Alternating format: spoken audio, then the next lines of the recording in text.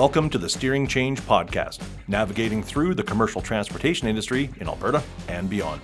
Powered by the Alberta Motor Transport Association. Here's your host, Josh Hannaberry. Friends in the industry. I'm your host, Josh Hannaberry, and I want to welcome you back to another episode of the Steering Change Podcast. So the transportation industry, as we know, plays a large role in the success of our provincial and national economy. To ensure products are received safely and in a timely manner, it's critical that our industry utilizes technology and other solutions to run as efficiently as possible. So for our industry to run efficiently and to meet these evolving demands, it's critical that our industry invests time, energy, and resources in its continued advancement. Which brings us to today's episode, as I'm excited to speak with Terri Johnson, Manager of Industry Advancement, and Robyn Betts, Marketing and Communication Specialist here at AMTA, as we discuss the ongoing industry advancement initiatives AMTA is leading and the positive impacts such initiatives are having in our industry here in Alberta and beyond. Terri, Robyn, welcome.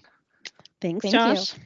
Absolutely. Terri, to start us off, why don't you share a little bit about yourself as well as your role here at AMTA? So my name is Terri, Manager of Industry Advancement. I've been here at AMTA for about 4 years now. I was hired on to do the AZTEC project. For those of you who don't know AZTEC, it's Alberta Zero Emission Truck Electrification Collaboration. And that's why we call it AZTEC. It was a $7.5 million funding grant from Emissions Reduction Alberta, where we were doing two things, really. One is building and designing and operating 2 heavy-duty Class 8 fuel cell trucks.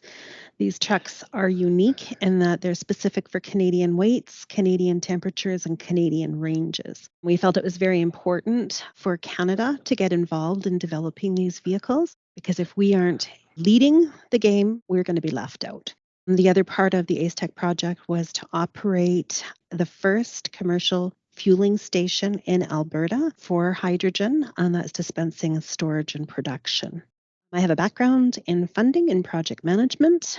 So the reason I was hired was to understand emerging trends in industry, seek funding applications, and establish a research type program for industry advancement.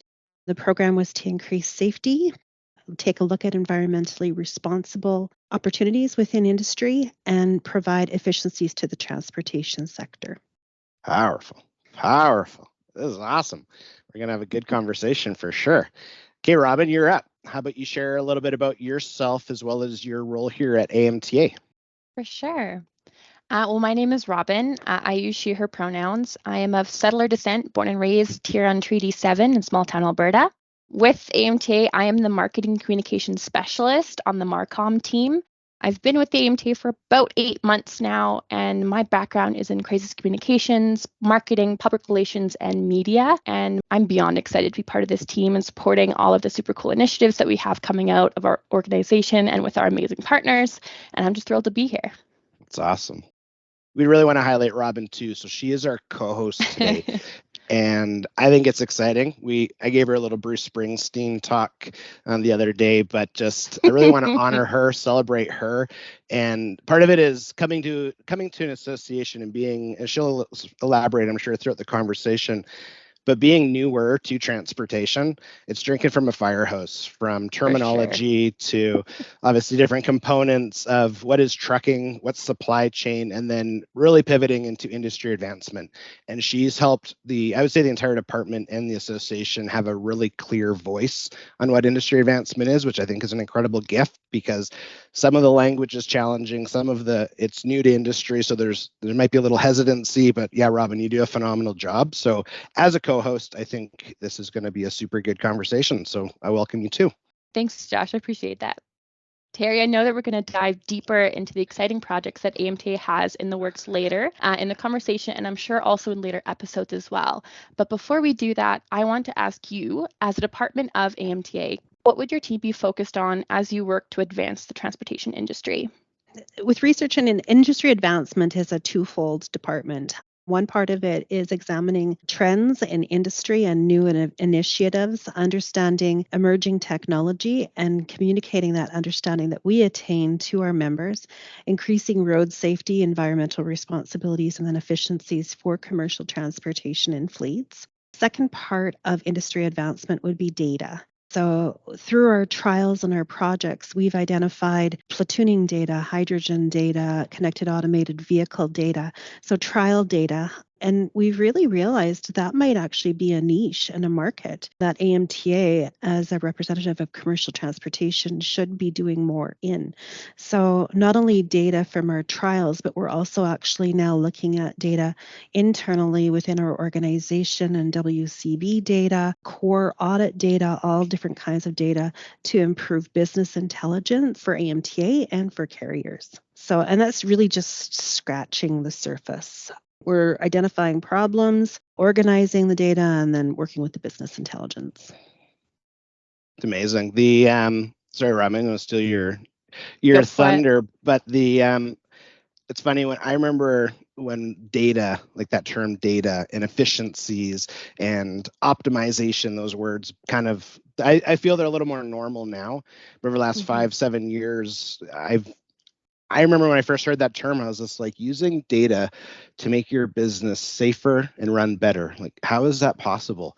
I guess when we're talking data, and I would say the need for data and efficiencies, what's the excitement level like with your team as we're learning new things, we're getting better? Is it like, obviously speaking, I don't want to overspeak, but I love Ryan, super good guy, and I know him and I can nerd out in some space for quite some time. But yeah, what's kind of the excitement like when we're talking data and seeing the success that comes from it?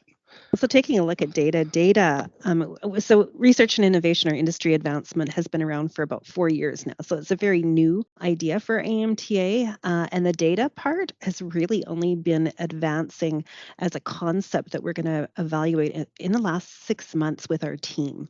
I know organizationally they had taken a look at data as an objective to be worked towards, but our team has really dived deep into it for the last 6 months. And like you said, Ryan and Nico, they are amazing. They're phenomenal to work with. They have taken data on full time. Ryan he's no longer working as much with the project, and he's Mr. Numbers there, working with all sorts of data factors, creating data dashboard, working with that business intelligence just to improve industry, doing a phenomenal job, both of them. It's amazing. Yeah, I'm excited to work close with Ryan too when we're dealing, well, you mentioned WCB, so workers' comp, and how can we use data to allow employers to be safer because they're making more intelligent decisions because they're having information in front of them that they maybe have never seen before. But yeah, I'm excited for us to navigate through that in 2024 as well. Well, and the craziest thing is that those statistics, they are meaningful and they don't lie. When you take a look at injuries and you understand that injuries, lower back injuries are this much within your organization, you're able to then change the way your business operates to reduce those injuries. That business intelligence is amazing for any carrier and any operator. Agreed. So, hey, Robyn, I want to ask you a quick question with data. How important, you mentioned crisis management. So how important is businesses being able to make sound decisions when dealing with a crisis in your experience? Oh, it's so important. One thing that I've always kind of tried to teach my clients that I had in my previous role when it comes to crisis communications is it's not an if, it's a when. And so you always have to be prepared. You always have to be gathering that data and try to understand how it would affect you and how it would affect your business and everything moving forward into the future. Hugely important. Hugely. Yeah, I think our industry, collectively talking about transportation supply chain, the more we can be proactive instead of reactive is a huge win. And from absolutely worker protection, costs, obviously saving your bottom dollar, all that kind of stuff. So no, I can see that for sure. Well, they say too, you always fall back to the familiar. So intentionally knowing, having things in your toolbox, whether it's data or your crisis management, people will go back to what they know. So if you don't know it, you're not going to have anything to fall back on. Yeah, it's always about having that plan and having that kind of set up prior to anything that you encounter. I love that statement, falling back to the familiar. That's really, I wrote that down because I remember that for later. But yeah, no, I agree. So with kind of staying in data for a quick sec before we go any further, do you think, Terri, then part of the solutions that, say, Ryan and Nico are working towards with data is to help carriers be more proactive in those spaces because your team's going to see things that maybe industry has never seen before? Is that part of the strategy? Yeah, absolutely. The way we're looking at data is we're taking a look at a problem. So we're not gathering data just for the sake of gathering data, because that is a misdemeanor that a lot of people do, is they have no intention what they're going to do with this data, but they gather it because it's got to be valuable. So we're looking at it from a different way. We're taking a look at a problem, then we'll take a look at all aspects of the problem. What data do we need to collect? Can we collect it? Where is it available? Nico is doing amazing jobs with data lakes and understanding how to do raw data and process it and put it into a way that we can do queries and answer questions with. The goal will be to have all this data in a repository where we can, before we go out to a carrier meeting, we can quickly just print off that carrier's data form and come to them with a list of everything that we could provide. Initially, it'll be things like WCB course, C-core accident ratios and stuff like that. But long term, we could be able to customize those. They'll be very valuable to the clients and the customers, the members that we serve. So, yeah. Big time. Yeah, I think it's nice to know, like, our target audience when we talk about transportation, it's not the mega carriers only. And I think there's that preconceived kind of belief that that's who we represent. And it's like, no, that's actually a small portion. Like, I think it's high 70s, low 80s, where they're under 50 power units, and if not, maybe under 5 power units. So being able to support growing key businesses that are serving our economy with, here, you don't have to change much, but we know if you're to make this one small tweak, this injury would go away, your premiums would go down, which means you got more money in your pocket. I think the success our industry will see because of that is going to be phenomenal. Yeah, and it's something that maybe the smaller carriers can't do on their own. There are large teams at the large carriers that will be doing some of this data analysis. Specifically for the smaller carriers and the medium-sized carriers that don't have departments, taking a look at this is going to be incredibly valuable for them. Totally agreed. Awesome. What would you say then, Terri, has been your industry advancements team's greatest success to date? Well, I want to go to a personal success first. There's a lot of projects that AMTA has been doing. I talked about the AZTech, which is what I was hired for. There's also the EVID, so the Electric Vehicle Infrastructure Development. You can see why we use a lot of acronyms. There's the CTPS, which is the Connected Automated Vehicle Cooperative Truck Platooning System Trial, which is driver assist technology, basically. There's the ZEVIA, which is Zero Emissions Vehicle Awareness Initiative, translated again, that is training and awareness for vehicles, for zero emission vehicles. And then we've had our hydrogen vehicle demonstrations, HVD if you want the acronym.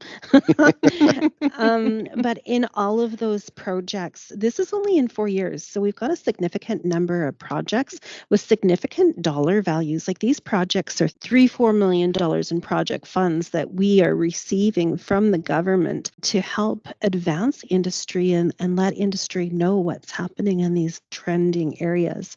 But you talked about a success. So my personal success would be the cooperative truck platooning system trial, or the driver assist trial. And there's many reasons why I think that is my personal favorite. It's because we have started it and we have finished it. It was a Transport Canada project. And during that project, we were really able to understand where AMTA is uniquely positioned to support members and to support research and innovation. For the first time, we're not only looking at data and research that is being done on different machines. This is real world data. This isn't simulated data. Digital twins and simulated data have a great form in our world, but this is real world data. We can actually tell you what is happening with those vehicles when they're on the road. The data also that we gathered from it is using members. It's using our drivers, our industry drivers. Typically, an OEM, original equipment manufacturer, will be gathering data for a vehicle. We'll just pick a name. We'll go with, I don't want to pick a name now that I said that. We'll go with a high-end vehicle developer. And when they take their vehicles out and test them, they're testing for specific metrics within their organization that they want to put forward. With us, we're actually not testing for those specific metrics. We're taking a look at what metrics come when we're doing those measured tests. And the carriers and the drivers are the ones that are able to help identify that data. With some of our technologies, the carriers and the drivers, the fleets, the executive have actually been able to coordinate with those private industry individuals and help them with their designs. Because often a design for a vehicle, I'm thinking of the cooperative truck platooning, the platooning system, the connected automated system, we were able to help the equipment manufacturer identify areas that could be improved on and areas where they could really improve their product just because of the driver's insight. So it really gives them an ownership and a responsibility. I loved that trial also because I got to go to PMG Technologies in Quebec. I've never been on a test track like that. It's a huge test track. I was able to drive my rental around my test track at kilometers an hour. That wasn't part of Wow, the trial. we're That gonna was just censor like that. a benefit. It was on a private road there, but it was so cool to understand what our federal government is doing before those vehicles even go on the road. And to see that diligence that they go through. It was 6 weeks of trials just on the braking system to make sure that the braking system actually worked in numerous situations because these are connected automated vehicles. So if a person popped up on the road, would the vehicle stop? They start off with simulated robotic movable parts that can go across the road. They use a robotic car that we called Humpty Dumpty. It was actually a skateboard platform with foam pieces on it so that if the vehicle wouldn't have stopped, you just put Humpty Dumpty back together again and try it another time. But we actually didn't have any of that. For this whole trial, it was 6 weeks of success after success after success. So we were able to produce what we needed to validate that the technology was safe, and then we took it on to Alberta roads. And we were the first ones in Canada to do connected automated vehicles with commercial trucks. One of the individuals that I was working with on the project from the university had been involved in Japan on a real world trial. But what they had done in Japan is they had taken the highway and they blocked it off. So there was no interaction with other traffic. At AMTA, with Transport Canada and Alberta Transportation following the project carefully, we actually were able to do integrated trials with real traffic, with real drivers. It was an industry first, and it was so exciting to be part of. That Yeah, is this project phenomenal. I think is so cool. And especially if people are listening to this and they want to see more, there's a really cool video of this on the highways on our website, amta.ca. And you can also read, speaking of data, all of the summary report, CTPS trials, and the full vehicle analytics. And I've gone through it, especially being only in this industry less than a year. Super cool to look through the whole thing. It's amazing. And any link, just so our listeners know, any link that's dropped, or if we talk about a website, it is in the show notes. So yeah, as Robyn just shared, I highly recommend that you that you check it out. Robyn, what would you say then? You're just about, well, you were elaborating on it, and then I don't know if I cut you off. So if I did, I apologize. But Not at all. you're not new to the association now. 8 months is a long period of time, but knowing that, well, long enough time to understand what we're doing. And how has your perspective been when you're learning all of this at a rapid rate? You see the enthusiasm, obviously, of Terri, and I'm excited. I didn't actually know there was a video. I was going to ask, so I'm going to watch that after. But what's your journey been like, and kind of as you're taking this in, as well as regurgitating, so you can clearly communicate it to industry? For sure. I remember when I first started at AMTA, and even before when I was going through the interview process, I remember doing some research, of course, as you always do, on the company. And I didn't know much about, hydrogen technology and how that was being implemented across, Canada and Alberta specifically. But looking at all of this, like, insanely cool projects that AMTA has been working on and is still working on has been just thrilling. I didn't think I'd be that excited about hydrogen, but I am. And especially being around Terri and her team, it's infectious. It's something that's so exciting to look at and just see for the future of Alberta and for Canada, that like these projects, it's not something that's happening in the future, it's happening now. And AMTA has got such a huge hand in it. It's absolutely amazing. And I remember when I first started, I met with Terri and I had to ask her, I think 1,000 times about all the projects and all the acronyms. And I drew myself a map, and I have that map still sitting on my desk of all the different projects and how they relate to each other, because it's all so interconnected. And then how to translate that so I can market it and, tell the world. Super It's cool. amazing. The if Robyn is brave enough, she'll take a selfie with the map, and we can include that in the show notes too. We'll see. I think We'll that's see. cool. Prior to working at the association, I did work for a large carrier, so I was pretty fortunate to hear a lot about like when Aztec project was first starting.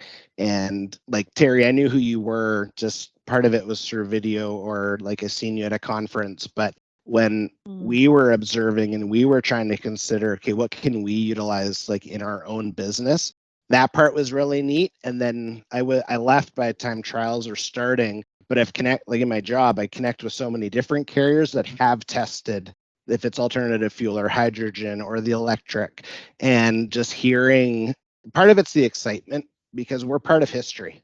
Like this is history in the making. And I think that's something that not too often in your careers, you really get that opportunity to know you're part of history. You're part of like really something that's changing the way people view our world and our industry. So seeing that excitement and the pride, especially from professional drivers, being the ones that can say, I tried that. I trained on that. I operated that. Like, I think that just brings our industry to an entirely different level of respect and pride that we need.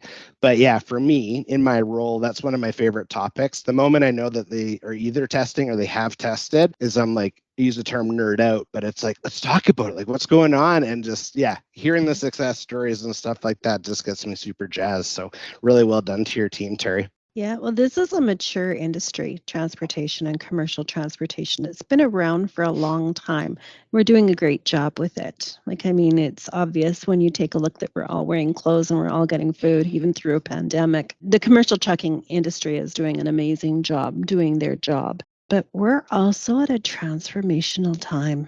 I don't think any other point in history outside of going from horses to buggies is going to be as transformational, because now we're looking at all kinds of alternative fuels. We're looking at connected automated vehicles. I think that we're going to take transportation as we knew it 5, 10 years ago and turn it upside down and inside out. And I guess that's part of our team's job, is to be a little bit ahead of what's actually happening, and even leading with training, leading with how do we get this permitted? How do we transport it across the border? What can we do? And I'm hoping that AMTA will be that person that people will call out. We've got a vehicle stuck at the border, and I'm going to go, you know, Yes. yeah. We've all had that happen.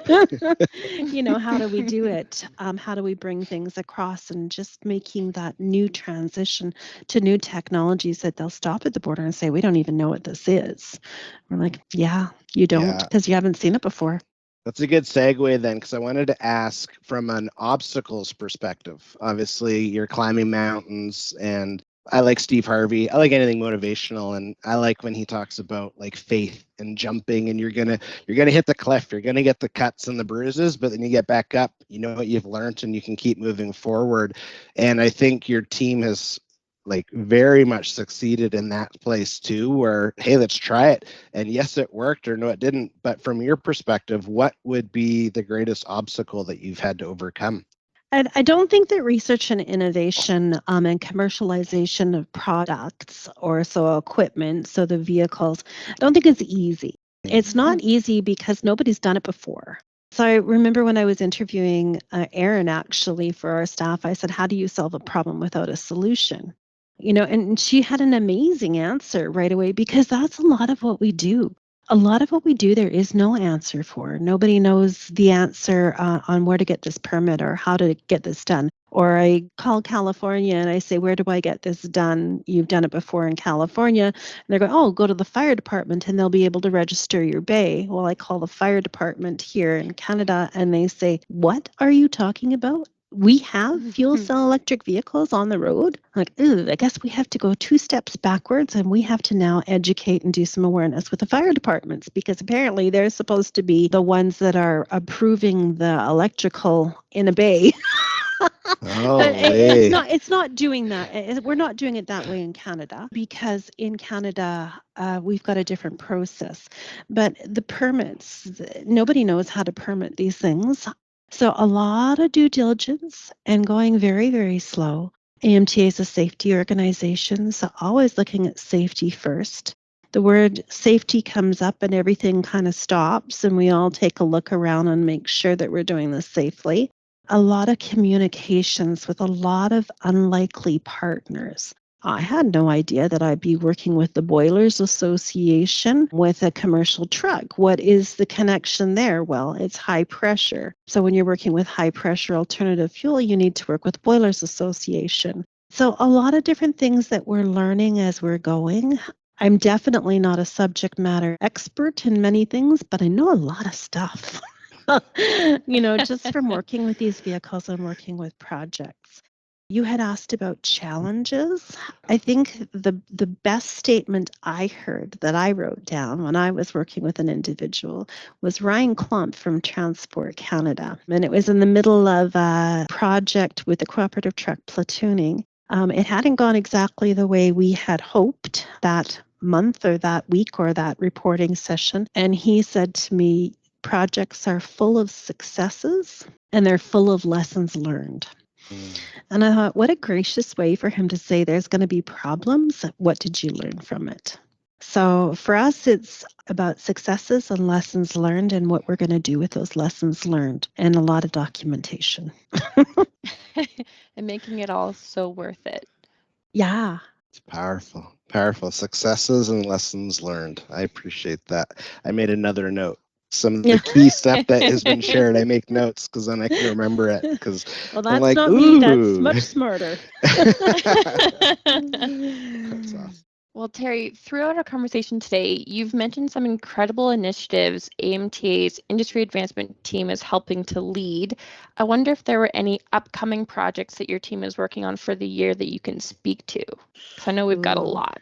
Yeah, there's a lot of, so actually the most exciting project that we're dealing with this upcoming week, we've already got the 2 Nikola fuel cell electric vehicles. That's your hydrogen or FCEV vehicle. And those are exciting to have here in Canada. We're going to be doing some work with those vehicles to see how they'll operate between Edmonton and Calgary. So that's an upcoming goal. And we also, through the hydrogen vehicle demonstration funded by Prairie Can, we have the fueling station, I guess. It's a modular fueling station that will be supported at Blackjack's. So another industry connection working with Blackjack's. And that fueling station will support 700 bar hydrogen. Suncor is supporting 350 bar hydrogen. We will also have a 700 bar hydrogen facility for fuel cell electric vehicles here in Alberta. And I think that those are pretty unique in Canada.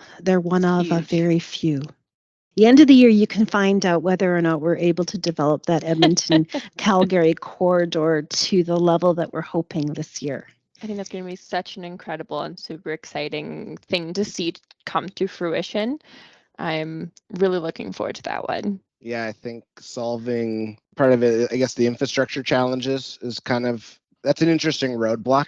I live in Calgary, so when I get super excited with people that are really hungry to learn more about if it's hydrogen fuels from a mechanical standpoint or the carrier, and we talk about infrastructure challenges, I'd say the greater success, Terri, that you continue to see, it strengthens the conversations that are happening in different parts of our province, which, I think is really exciting for sure. Yeah, it's a lot of federal and provincial funding that we're overseeing through the projects, those acronyms I had listed before. And it's been for the processing of hydrogen. So we actually have hydrogen here in Alberta, and then the storage and dispensing of hydrogen hydrogen at different pressures, at different levels, high flow, low flow. These are all things that we are learning. It's not just hydrogen you need the right flow, you need the right pressure of hydrogen. So these are things that we're learning in advance, and we can share them with industry so that they can just know what they need to know instead of saying, what? There's two kinds of hydrogen? I thought there was only one. And it goes to show how many different partners are being involved in projects like this, and how many different incredible organizations get to support this hydrogen economy, the real number of people. Yeah. So some of the things that we're working with academics, we're working with private industry, we're working a lot with government. We work with non-government organizations or not-for-profits that are just trying to do advance initiatives. There's so many different collaborators that we're working with. On one project, we can have 150 to 500 people working on one of those projects. So a lot of information and a lot of knowledge sharing and communication. And a lot of data to gather. I know, Ryan's so busy. And think of poor Nico. He's got to make sure that he keeps all these projects. He's manager of projects, and he's got to keep them all straight and keep the budgets right and on time and communicate with everyone. Kidding. We have a phenomenal team. Your team is phenomenal, full of just really brilliant people. Agreed. We've got, I know if you guys are working with any of the hydrogen vehicles, it's something that you'll have the opportunity to drive those hydrogen vehicles as a member of AMTA. And with those hydrogen vehicles, you'll definitely meet Jamie. She'll come out to give you some training and to coordinate with you. And then if you're attending any of the presentations, you'll be seeing myself and Aaron at those presentations. So. And you mentioned the way that members can get involved in, driving these trucks and getting to experience them and go on ride-alongs. Is there other opportunities for AMTA's members and the transportation industry at large to get involved with current and upcoming initiatives that we have? Yes, and yes. Awesome. If you're looking for the hydrogen vehicle demonstrations, there is an application on our website. Josh, I'll get those ABCs to you on where to find them on the website. And becoming part of the hydrogen vehicle demonstrations means that you will receive a hydrogen vehicle for X amount of period within your fleet. We'll train your drivers. There is a responsibility on the carrier or the fleet's behalf to provide insurance for that vehicle at a certain level. The larger carriers, you're already covering that insurance, so it's a no-brainer. The smaller carriers, if you're not able to get the insurance to support the vehicles, we have ride and drives, and we have different sessions that you're able to come to and take a look at these vehicles. So we don't ever want to forget you. Coming and just driving a fuel cell vehicle or a battery electric vehicle is so cool. I've seen professional drivers. The statement was, this was better than Disneyland. And that was a driver that had driven 35 years, and then he took out a fuel cell vehicle and said this was better than Disneyland. So it's something, if you haven't driven one yet, please take a look on our website and make sure that you're coming out to these events that we have, because we do have them fairly often, at least twice or three times a year, where you can come out and take a ride in the vehicles. Sometimes you're able to drive them, sometimes. So if you want to be driving a vehicle, you have to prearrange that. It's amazing. So, Yeah. and if you're looking for any of the other projects, or if you have a specific need or a specific emerging trend, you want us to take a look at, please get a hold of us, talk to us. We'll see whether or not your needs are aligning with what government is supporting. And if what you need is aligning with the government supporting and we can get funding for that initiative, we are always looking for new projects and new project partners. You had said in critical management Robyn, you go back to your toolbox and you go back to the familiar. That is actually a flaw almost with us with research and innovation, because our established partners are the individuals that we go back to all the time. It's hard to establish a new partner when you're working through a bid. So these little touch points coming to ride and drives and letting us know that you're interested in new technologies, then we have you as a member, as a familiar individual, and it's easier for us to get in contact with you and work with you. It's powerful. Yeah, I think the opportunity, as I was saying, we're at the beginning, we are recording this in early January, and when you think about the year ahead and the opportunities to get involved and the opportunities to really be part of history and make really intelligent business decisions, thanks to Terri's team and the efforts. And yeah, huge shout out to everyone. I'm grateful that I can call like her team friends, because I feel I can be better in my career and what I do because of their knowledge and their expertise and their willingness to help and to share. I think it just really aligns well with the servanthood that we have here at the association. And Terri, obviously, as their leader, you really empower that in your people. You really empower the opportunity to make a difference, and don't hold back and let's go for it, versus, oh, we'll wait and see. And like, you're just a phenomenal person and a phenomenal leader. So I really wanted to celebrate that. And just before we end today, Terri, were there any final words that you would like to share? Also, when you're mentioning people wanting to get involved, is there an email address that we could share with our listeners? Is it just going to the website to fill out the application? Yeah, there is that one website application. Research and Innovation Industry Advancement Data. We don't really have our own website. So you would probably be sending emails to myself, Terri Johnson at amta.ca, or to Jamie King at amta.ca. We'll get back to you on that. You can go on to the amta.ca website under either Research and Innovation or under Transforming Transportation.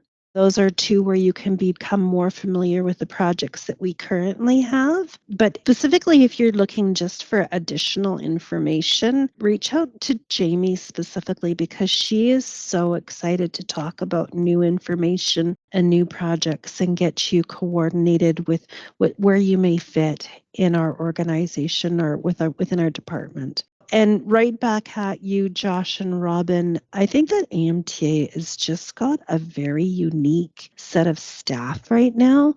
My staff on my end are amazing. Each of them serves such a critical function. And Robyn, you're part of our department because you're helping advance so much in our department. And Josh, I don't think we could do it without you either, because you're always out there drumming up more ideas and creating that awareness for research and innovation that most people don't know it even exists as a department. So shout out to AMTA. It's an amazing organization, and we're moving. Great. It's powerful. I do agree. And I think it's obviously we're on the Steering Change podcast. And as new technologies or data sources or projects become kind of at the forefront and we're allowed to talk about them, there will be future episodes utilizing the podcast to on those specific, if it's a project, if it's a new OEM that is bringing an alternative fuel truck into Canada for the first time, whatever it is, we'll definitely be using this platform to really showcase and empower and educate our industry about those changes and those new technologies too. Thank you. Absolutely. All right, Robyn. Before you get your final say, because I want to talk a lot more right now, I just wanted to celebrate you as our co-host. And part of it, I said, kind of set the stage up front. And I think our listeners are probably like, yeah, you didn't lie to us. Like, that's good, because you're just phenomenal what you do. And your ability just to clearly articulate the value that industry advancement is bringing to our industry. And as Terri mentioned, many acronyms and many projects, your ability to build your roadmap, which I do hope you take that selfie. I think it's pretty phenomenal. And I just really wanted to celebrate you. And I thought you did a phenomenal job today, as well as our co-host. I know this was your first time, and it's just exciting that we could do this together. But with that said, were there any final words that you would like to share before we end today? Yeah, thanks, Josh. All the love to this team. I think we're just such an incredible team. I do want to say how excited I am to be working at AMTA and especially with Terry's team with all these incredible projects that we have on the go. And I can't wait to see these projects roll out. I also wanted to let anyone who's listening know that if they want to learn more about our industry advancement team and these projects, we have many exciting events coming down the pipeline, including our annual conference coming up in April in Calgary at the Great Eagle Event Center. And you can hear more from Terri as she'll be there speaking as our moderator for our industry and innovation roundtable.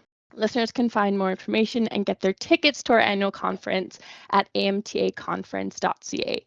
We'll make sure we include that in the show notes as well. Love it.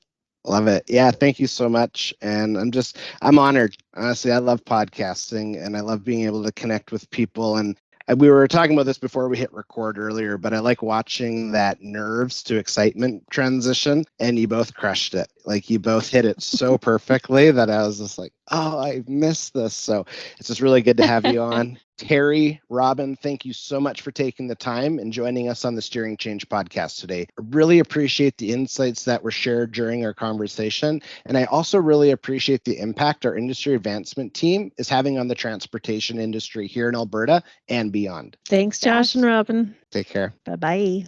I highly recommend reaching out to Terri and her team if you have further questions about current and upcoming initiatives. All right, Steering Change podcast community, did you have a question that you would like answered on an upcoming episode of the Steering Change podcast? We want to hear from you. So to submit a question to the Steering Change mailbag, hit up our DMs on LinkedIn, Facebook, Twitter, or Instagram with the hashtag Steering Change, and your question will be answered either live on the podcast or by one of our awesome subject matter experts here at AMTA. I also ask that you share this episode with those in your network that you believe could benefit from what we discussed today, and make sure that you subscribe to our podcast channel and your favorite podcast player, so that way you're notified of all upcoming episodes. You can also learn more about us and our mission by visiting www.amta.ca. Thank you for taking the time to listen. I hope you have a safe day. Thank you for listening to AMTA's Steering Change podcast. If you have questions or comments, please reach out to us on social media or visit amta.ca.